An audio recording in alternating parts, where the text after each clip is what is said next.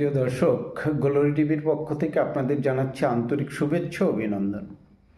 প্রিয় দর্শক, বিবিসির একটা জরিপ বাংলাদেশ আওয়ামী লীগের জন্য একটা সুখবর দিয়েছেন।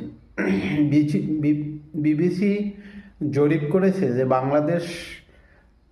বাংলাদেশের মানুষ বা কত মানুষ বাংলাদেশ আওয়ামী লীগকে এখনও চাচ্ছে। সেই জরিপে উঠে এসেছে যে বাংলাদেশের 57% অর্থাৎ 100 জনের 57 জন মানুষ এখনও আওয়ামী লীগকে চাচ্ছেন।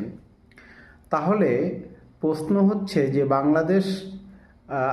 বাংলাদেশে তো আওয়ামী লীগের সাথে আরও 14টি দল আছে, যেমন জাতীয় পার্টি আছে, বাম দলগুলো আছে, তাদেরও তো একটা পার্সেন্টেজ আছে। তাহলে সব মিলিয়ে বাংলাদেশে 65 থেকে 70% মানুষ আওয়ামী লীগ সহ তাদের 14 দলের জোটকে এখন চাচ্ছে। সুতরাং এটা বাংলাদেশের আওয়ামী লীগের জন্য অত্যন্ত সুখবর, কারণ তারা দেখেছে বিভিন্ন জায়গায় জরিপ করে বাংলাদেশে 1,30,170 বর্গ কিলোমিটারের মধ্যে যেই দিকেই যাবেন শেখ হাসিনার কথা মানুষ বলে।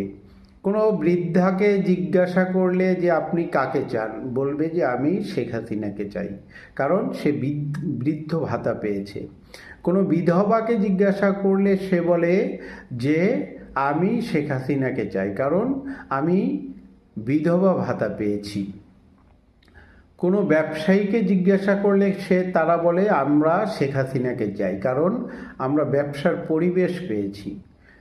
প্রত্যন্ত এরিয়ায় যে রাস্তাঘাটগুলো হয়েছে সেখানে মানুষকে জিজ্ঞাসা করলেই বলে যে আমরা শেখ হাসিনাকে চাই, কারণ এই রাস্তাঘাট, পোল, ব্রিজ, কালভার্ট সমস্ত কিছু শেখ হাসিনার আমলে হয়েছে।